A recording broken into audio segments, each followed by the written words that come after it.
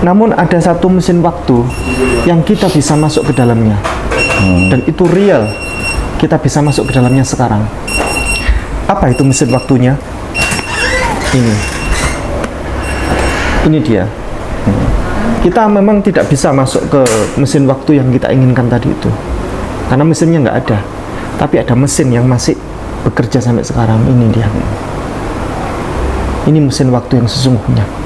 Dari sini kita jadi tahu. Di sini Ustadz Ipung Atria berkata jujur bahwa membaca Injil itu serasa memiliki mesin waktu membawa kita ke zaman Yesus, di mana Yesus melayani kala itu, mengadakan mujizat dan membuat banyak hal dalam pelayanannya. Ya, karena dia bilang ini adalah bagaikan mesin waktu.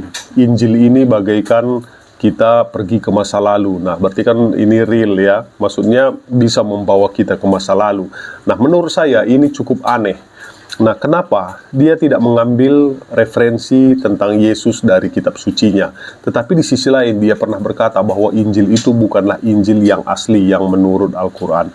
Nah, satu sisi dia mengutip ayat-ayatnya karena dia merasa yakin. Nah, satu sisi dia mengatakan ini bukanlah Injil yang asli. Nah, halo semuanya, bertemu lagi bersama saya Cornelius Gintik. Saya tidak mencampuri agama non-Kristen, tetapi saya hanya meluruskan ajaran Kristen supaya orang-orang Kristen tidak bingung dan tersesat. Nah, mari kita ke topik.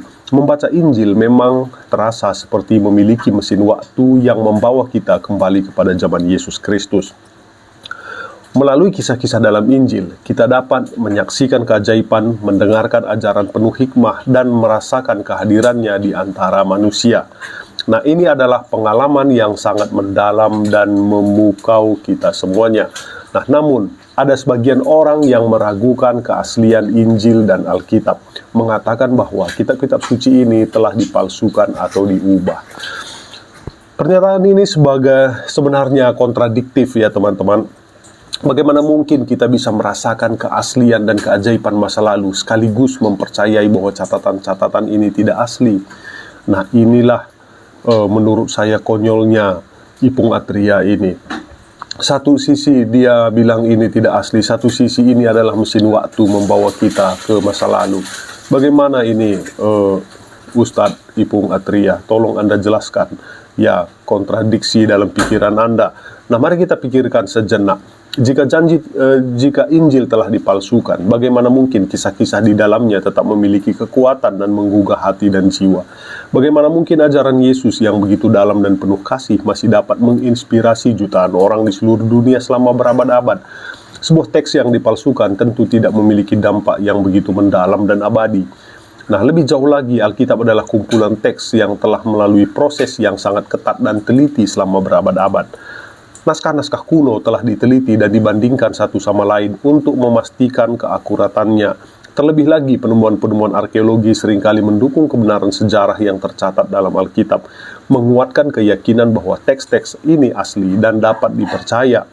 Jadi, jika Anda berkata bahwa membaca Injil seperti memiliki mesin waktu ke zaman Yesus, dan di saat yang sama juga mengklaim bahwa Injil telah dipalsukan, nah mereka sedang membuat pernyataan yang bertentangan dengan diri mereka sendiri. Ya, ya Ustadz Ipung Atria. Nah, keajaiban dan kekuatan Injil terletak pada keasliannya. Hanya karena teks-teks ini asli, kita bisa merasakan kehadiran Tuhan melalui setiap kata-kata dan cerita di dalamnya. Dengan demikian, mari kita membaca Injil dengan hati terbuka dan pikiran yang jernih, menemukan kembali keajaiban, kasih, dan kebijaksanaan Yesus yang tetap relevan hingga hari ini. Ya, teman-teman ya. Oke.